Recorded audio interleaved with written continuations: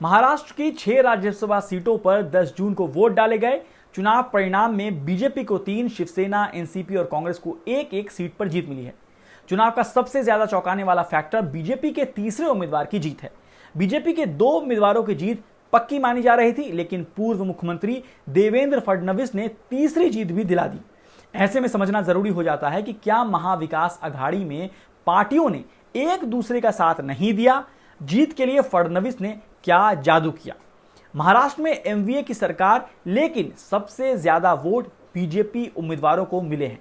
महाराष्ट्र में सबसे ज्यादा विधायक महाविकास अघाड़ी के पास हैं, लेकिन उम्मीदवारों को मिले वोट कुछ और ही जो है कहानी है वो बयां करते हैं। बीजेपी उम्मीदवार पीयूष गोयल को 48 और अनिल बोंडे को 48 वोट मिले। वहीं दूसरी तरफ शिवसेना उम्मीदवार संजय राउत को 41, एनसीपी के प्रफुल्ल पटेल को 43 और कांग्रेस उम्मीदवार इमरान प्रतापगढ़ी को 44 वोट मिले। 6 सीटों में से 5 पर तो जीत हार का फैसला मतलब लगभग जो है वो पहले ही हो चुका था। लड़ाई 6ठी सीट के लिए थी, जहां देवेंद्र फडणवीस ने बाजी मार ली। बीजेपी उम्मीदवार धनंजय महाडिक और शिवसेना उम्मीदवार संजय पवार को लेकर दोनों तरफ से जोर आजमाइश की गई। शिवसेना को भरोसा था कि उनके साथ इतने विधायक हैं कि जीत पक्की है, लेकिन यहां पर धोखा हुआ। संजय पवार को 33 वोट से ही संतोष करना पड़ा।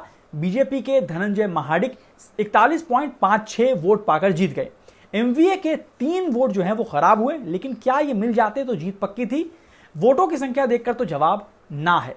महाराष्ट्र विधानसभा में कुल 288 सदस्यों में से 285 ने 10 जून को वोट किया।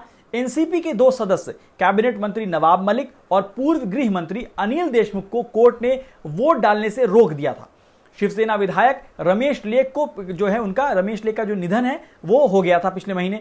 शिवसेना के एक और विधायक सुहास कांडे का वोट अवैध घोषित कर दिया गया था। ऐसे में कुल मिलाकर 3 वोट हैं, लेकिन इन 3 वोटों को भी मिला लें तो संजय पवार को 36 वोट ही मिल पाते। ऐसी स्थिति में भी बीजेपी के धनंजय महाडिक जीत जाते। शिवसेना को बीजेपी के तीसरे उम्मीदवार से भी कम वोट मिले हैं। एमवीए में गड़बड़ी के संकेत हैं क्या? महाराष्ट्र में बीजेपी के तीसरे उम्मीदवार धनंजय महाडिक की जीत की उम्मीद कम जताई जा रही थी, लेकिन उन्हें शिवसेना के उम्मीदवार से ज्यादा वोट मिले हैं। बीजेपी के तीसरे नंबर पर जीते उम्मीदवार धनंजय महाडिक को 41.56 वोट मिले, तो वहीं शिवसेना उम्मीदवार संजय राउत को 41 वोट। ऐसे में सवाल उठता है कि क्या शिवसेना को एनसीपी और कांग्रेस का साथ नहीं मिला? पूर्व सीएम देवेंद्र फडणवीस ने इसी तरफ इशारा किया है। उन्होंने कहा, बीजेपी को मिले वोट महाविकास अघाड़ी के दावे की पोल खोलते हैं। उन्हें राज्य के 170 सदस्यों को का जो है वो सपोर्ट था, लेकिन क्या हुआ? ये सवाल देवेंद्र फडणवीस ने पूछा है। बाला साहब थोराट ने कहा, हम खुश हैं कि हमारी पार्टी के उम्मीदवार इमरान प्रतापगढ़ी अच्छे वोटों से जीते हैं, लेकिन नाखुश हैं क्योंकि शिवसेना का एक उम्मीदवार हार गया। हम विश्लेषण करेंगे कि बीजेपी की तुलना में रणनीति बनाने में कहां फेल हुए। देवेंद्र फडणवीस ने खुद को साबित किया। कौन महाराष्ट्र की राजनीति का जादूगर है? ये एक बड़ा सवाल है। महाराष्ट्र की राजनीति में शरद पवार को जोड़ तोड़ की राजनीति में माहिर माना जाता है, लेकिन राज्यसभा चुनाव में तीसरी सीट जीतकर देवेंद्र फडणवीस ने बड़ा झटका दिया है। करीब 10 विधायकों की क्रॉस वोटिंग के जरिए बीजेपी का तीसरा उम्मीदवार भी जीत गया। पहली प्राथमिकता में संजय पवार को 33 वोट मिले थे, वहीं बीजेपी के धनंजय महाडिक को सिर्फ 27 वोट मिले, लेकिन दूसरी वरीयता में धनंजय महाडिक आगे निकल गए। उसी के आधार पर उन्हें विजय घोषित किया गया।